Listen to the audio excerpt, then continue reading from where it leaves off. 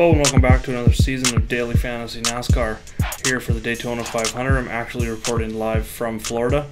Spent the last 4 days at Daytona International Speedway. Did some media day. If you've been checking DFSR.com, you see the interviews that I did with Kevin Harvick, Eric Jones, Austin and Ty Dillon, and Chase Cabry and Nick Sanchez of the Drive for Diversity program.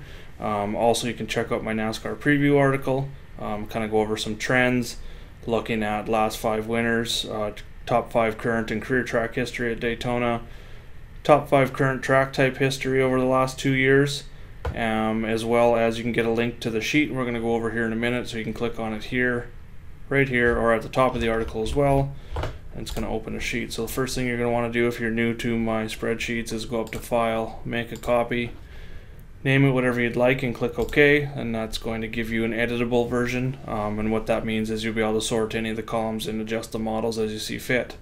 So if you wanted to sort by DraftKings point average over the last 6 Daytona races, you click somewhere in this column G, and you're going to go up to data and sort Z to A, which is highest to lowest. That's going to show you the guys that have done the best over their last 6 races. Now just pay close attention. Some of these guys with the high points, like Brendan Gaughan, he doesn't have as many races as some others, so just some things to look at there. I'm going to go back and sort by DraftKings pricing. And then we have current track history. So what I like to do here is under average finish, I'll go click on somewhere in that column O and go sort A to Z, which would be lowest to highest. And that's going to show you guys over the last 2 years how many races, wins, and they're sorted right now by average finish. And then I do the same thing for career track history, plate track history over the last 2 years as well. I've also got a listing of their 2017 season stats overall. Not really something I'm weighing this week. Plate tracks are a little bit different. We're looking for place differential this week. So when we slide over and we look at the practice and qualifying, you're going to see practice ranks for 1, 2, 3, 4, 5. Also not weighing them very much this week. I've got 15 kind of on their average rank. And then I've also got minus 50 set up, and that's just kind of a calculation number I used looking at qualifying versus their average speed. So guys that are in green here under this column AP, under the practice qualifying differential, those are guys that are likely started near the back, and they've got nice qualifying place differential value. So you can change any of these weights. You can come in here and change these numbers as you see fit. A minus number is what you're going to want in here. The reason I have 50 in there, most weeks usually it's a minus 10 or minus 20. It's because I want to have, I'm going to sort by DraftKings price. It's easier to explain here. Like Brad Keselowski is a 17, so he's starting 31st. He's going to be in a backup car, but he did show some speed in that backup car in the final practices. He was 9th and 14th over those final 2 practices, so I want him ranked a little higher. So if I was to clear out that minus 50 altogether, what you're going to see is he's going to go up a little bit, you know, in the overall ranking in the scheme of things there. So I'm going to go back. He goes from 14th to 23rd, so I definitely want him down farther just because of that place differential value. So this week I'm looking at guys that are going to be qualifying near the back just to get that place differential value. So a few that stand out here, some picks that I'm looking at building around. Of course, they're going to be chalky just because they are starting back, and that's going to be your main strategy when looking at restrictor plate tracks. So we're looking at Brad Keselowski starting 31st, Kyle Larson starting 38th, Jimmy Johnson starting 35th. Those 3 guys, you can definitely build a lineup around them because there is some awesome value down in the bottom in the sub 5K range. So these guys in red are definitely guys I'm going to be looking at. Going down even further, number 1 in the model right now is Eric Almirola. He's been really good on plate tracks in general, especially Daytona. So looking at him, William Byron stands out there at 7,300, starting 33rd. He was fourth in the final practice today, and he's an average of a rank of 10th over all the practices, and he was top 20 or better in every single practice this week. It's his first race in the Monster Energy Cup Series as a rookie in the number 24 car for Hendrick Motorsports, but looking back at his Xfinity last year, he won the July race here at Daytona. He started 3rd, and he also finished 9th, so he's got in the it's not the Daytona 500, but the Xfinity race here in Daytona last February. So he's got 2 top 10s, including a win in his Xfinity career at Daytona. So something to maybe pay attention there too. He's probably going to be chalky too at 7,300 and makes a good stack with Jimmie Johnson, both starting out the top 30. There's a chance they're probably going to draft together early in the race as well.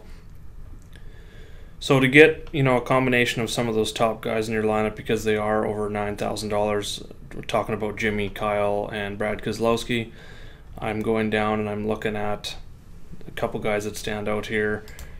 AJ Allmendinger, I don't know how well or how high owned he's going to be starting 20th, but he makes a good pick there. He's been good on the plate tracks in Daytona. And then going down even further, I like Matt DiBenedetto. He's starting 36th. And he's had some success his last 2 trips. I'm just going to jump into a site that I use quite a bit, is driveraverages.com. So if you want to look up any driver in any specific race, you can jump into that. So just jumping into the Daytona here. Search for Matt DiBenedetto. Just going to pull him up here. Yeah, so after his first 3 races at Daytona, he was 26th, 40th, and 33rd. And then last year he did very well. Started 25th at the Daytona 500, finished 9th, and then in July he started 28th and finished 13th. So I think he makes a good play, especially at $5,400 starting 36th. Likely he's going to be used quite a bit too, going to have some high ownership. So then a few guys, if you want to make some pivots, maybe going to be lower owned. Denny Hamlin, he's 3rd. He's one of the best plate track racers out there. He's starting 2nd, so there's some risk there because he doesn't have a lot of place differential value, and I think that's going to lead people to kind of go away, especially when you got Martin Truex, Kyle Larson, Jimmie Johnson, and Brad Keselowski all starting back in the pack, and should be pretty good cars. So that same thing kind of goes for Joey Logano. He's really good on the plate tracks as well. He's starting 5th, and even lower owned than probably those two because they are so good on the plate tracks is Kevin Harvick at 9,900 starting 6th, so I think you can go with him as well. That pretty much covers my picks. That's kind of my core that I'm going to be building around, as many possible variations as I can there.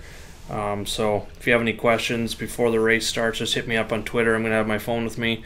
If you have any other questions, you can also jump into the comment section, but you're best to hit me up on Twitter because I'm going to be at the track very early tomorrow morning, spending the day in the pits. I'm going to do some Monster Energy burnouts. Lots of stuff going on tomorrow before the race.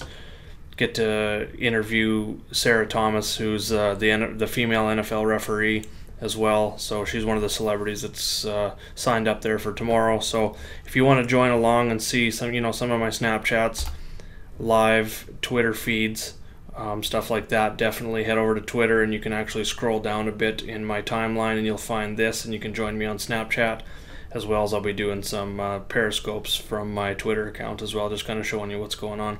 Spent the day in the Xfinity race today in the pit box of Eric Almirola in the 98, and then spent pretty much the rest of the race sitting just on pit road from the, get a good view of what was going on there. So going to be doing the same for the Cup race tomorrow.